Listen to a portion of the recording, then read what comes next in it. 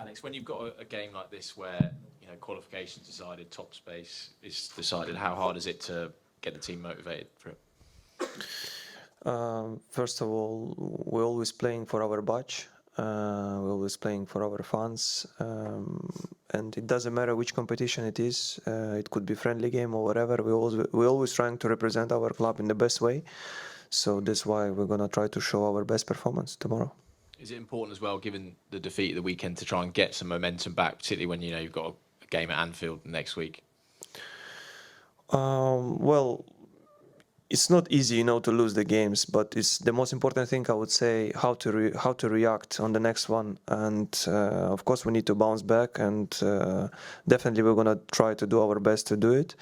We have an amazing team, and we're also keeping in our minds that we have a lot of games ahead of us, but we're trying to stay on our feet, and we're trying to work hard, like every day, I would say, and let's see what's going to happen. And just on a different note, I wanted to ask you about Nico Jovio, is someone you know from Manchester City, now at Arsenal. He's obviously turned Arsenal this season to the #1 for set-piece goals in the Premier League. I just wonder if you could give an insight into how he's done that and what he's like as a coach that makes him so effective. Oh, he's amazing, honestly. Amazing professional, amazing person as well, and you can see it, every single day at training ground, the way he works. He's absolutely a professional in terms of everything, and he's working so hard. He's trying to improve us, on set pieces, and we're learning. Alex, just to keep on that theme about Nico, had you ever worked with a set-piece coach at any of your clubs before Manchester City, and how much time do you spend on that throughout each week compared to other clubs?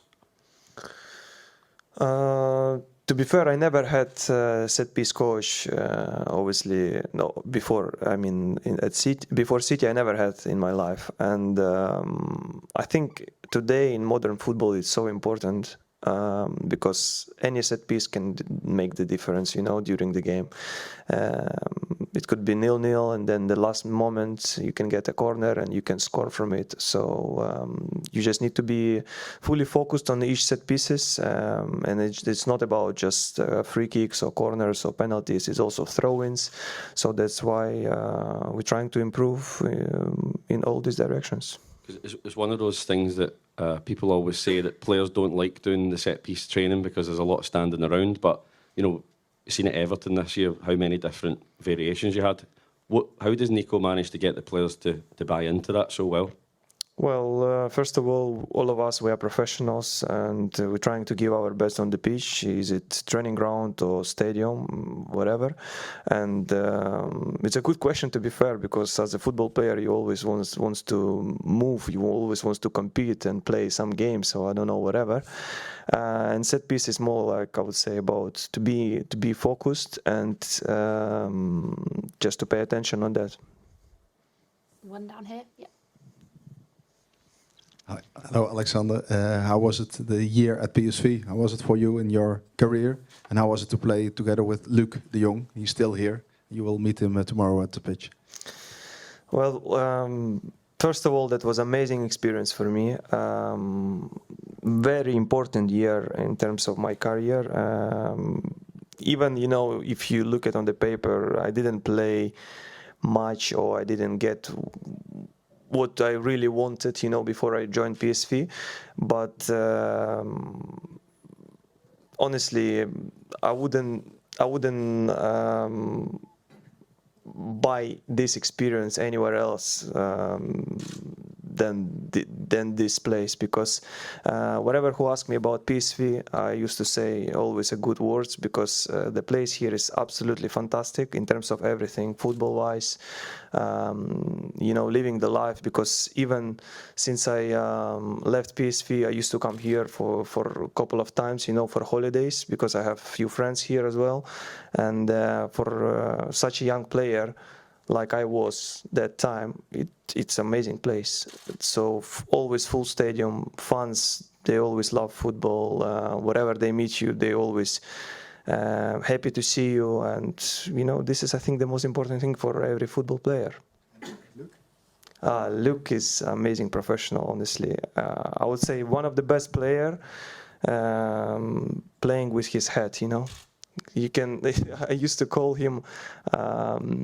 It was a bit a joke, but in a good way. I respect him so much, and he's my friend. But I used to laugh with him when you go 1v1 with the keeper, and he is close to you to give him the ball for the empty goal. It's better to chip for his head because the way he plays with his head is absolutely amazing. Isan? Hi, Alex. In terms of your attacking ability, we've obviously seen that so far this season, and you've received many plaudits for that. However, defensively, there's been some scrutiny in the last few weeks. How do you assess your performances so far this season? Well, I'm definitely not the guy who's gonna judge myself. I have coaching staff, I have manager who's gonna describe my games. Obviously, I know that I'm doing mistakes on and off the pitch every single day. I'm learning from it, but the most important that's understanding that all of us, we are human beings, we do mistakes, but the most important is how to react on them. I don't try to repeat them, and at some point, at some moments, I'm losing the concentration. So the thing is, you need to realize where and how to solve these kind of problems and try to avoid it for the future. And mentally, is it quite hard to deal with all the outside noise? And in terms of a defensive aspect, has it made you a bit more conscious of the defensive side of the game, or is that just outside noise to you? Well, I'm trying to be focused on the things which I'm doing every single day. I'm trying to improve myself. I'm trying to be a better version of myself, you know, every single day. And then the rest is, honestly, if I'm going to pay attention on some things around me, which is not that important, then I'm going to lose my concentration for sure. Kaya? Hi, Alex. There's a few young guys who've travelled with the squad today. I wondered if you could just say a bit about what Ethan, Lino and Ruel have been like in training, what's impressed you about them. And I know you're only 26 yourself, but you're one of the senior players in the squad, one of the leaders. And have you said anything to them to sort of calm them ahead of potentially making their debuts tomorrow? No, they are amazing. All of them. I can see them almost every single day at training ground. The way they train, the way they're working, they definitely deserve this chance. And hopefully we can see them. We can see them very, very soon on the pitch. From my side, when I was younger, and when someone was giving me any advice, I was really appreciated. You know, all of us, we are different, and we're reacting to situation in different ways.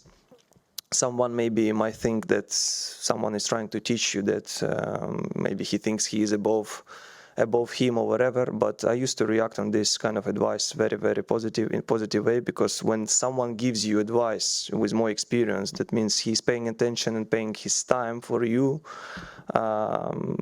So that's why I'm always open for anyone, I mean, who is younger than me or whatever. Even now, being at 26, I'm not shy to ask some advice from Jorginho or more experienced players. And as well as talking to the guys, how important is it to show leadership in the way you play on the pitch and keeping your style going? I know, as Isan was focusing on there, maybe there's been a bit of scrutiny on it, but how important is it to you to keep playing your game in the way you keep playing it? Well, like I said already in the previous question,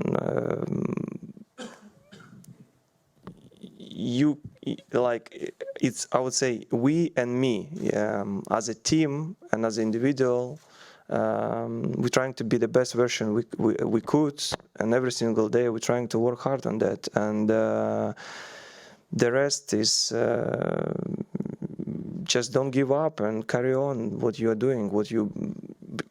Because in my point, if you have dream and you really want to achieve it, you just have to give it all for it. And if you're not going to achieve it in the end, that means you didn't want this enough. So that's why you just have to be the best version of yourself. That's it. Sam? Hi, Alex. Sorry for the slightly unusual question, but one of the things that people are talking about in football now is maybe former players could become referees. And I wondered if you wanted to become a referee when you stopped, and if not, why not? Definitely not me, because I think it's a hard job. well, don't think I'm gonna look for something easy, right? But well, I don't know honestly.